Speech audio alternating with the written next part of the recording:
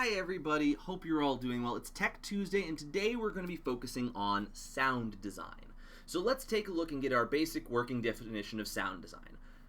Our definition of sound design for the case of this video is going to be that it is anything that we hear on stage that is not the actors' voices. Now, of course, you may look at the fact that we will be talking about microphones, which is basically just amplifying the actors' voices, but that still falls under sound design.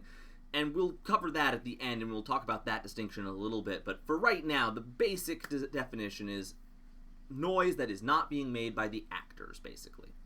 So, like lighting design, sound design, if done well, is practically unnoticeable. If it goes wrong, that's usually when you notice it. However, sound design can have a huge impact on what an audience thinks and feels during a certain scene. Imagine for a second the movie Jaws without the distinct dun-dun, dun-dun, or Star Wars without the Imperial March. There's a great video on YouTube that is somebody took a love song and inserted it into a Star Wars film in place of the Imperial March, and it changes the entire mood of the scene, in addition to making it absolutely hilarious. But, I'll link that one in the description below. But the point is, sound design can affect what a person thinks, feels, and understands in a scene. So that's why it's super important. So from our opening, what we're going to do for our research and concept phase is figure out what kind of music speaks to this show. These are the songs that you would put in things like your pre and post show playlists, also the intermission playlist when you have a break for the audience to go get snacks and all that. And those are songs that are going to be in the same mood and vein as the show itself. Now, here's a note. When you're looking at those things, you have to consider when and where this play takes place. If the play takes place in 1970, you can't use a song that was written and produced in 1980 because it doesn't fit. And a good sound designer will take sounds that are from those time periods as well. Things, if you have a phone ring or a doorbell, they'll find sound effects that are from the time period of the show as well. Moving forward, the second step, as always, is kind of the build of things that, go from that research concept to the actual work of it. And with that, that's when sound designers are finding and editing songs and sound effects that they need, because it's not always as simple as just recording a sound or going on to a website and finding a sound file. Sometimes you have to create your own by recording things and then tweaking and editing to make sure it sounds just right. It's also talking about in sound design the placement of where the speakers go, because if you have a doorbell for a door that is on stage right and the doorbell rings on stage left, that's kind of awkward. And that's the other thing, is you're figuring out where do sounds need to come from. Is this something that's going to be playing around the whole audience because it's like we're in that world, or is it from a specific place because that's where that object is? If you have a radio on stage, a really cool trick that you can do is if you're playing like a pre-show music on all of the speakers all around the house, and then it just shifts until it's just playing from the one speaker that's over the radio, that's a really cool way to draw people into the world if you can do it.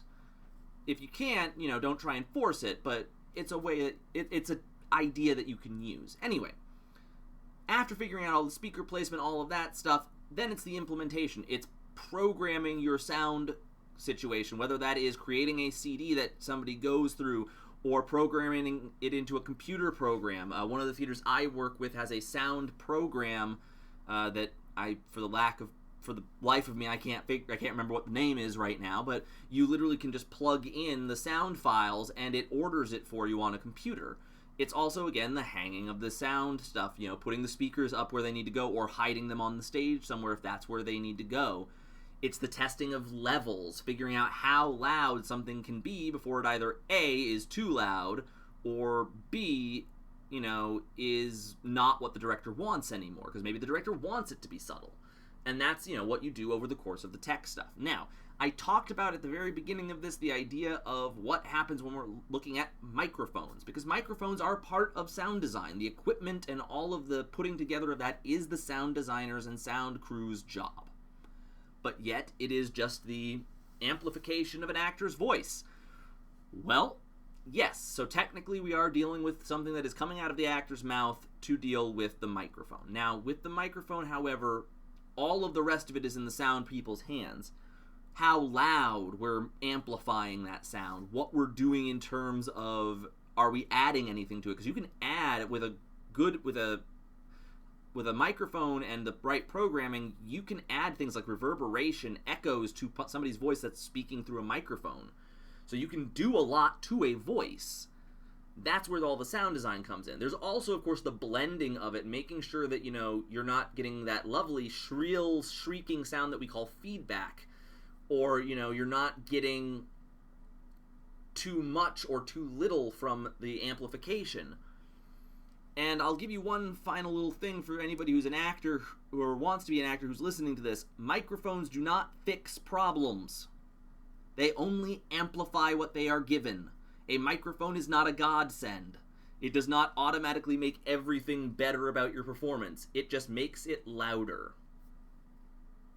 So, tomorrow we'll be back for Working Wednesday with some more tips and tricks on how to improve yourself as a performer. I'll see you then. Bye!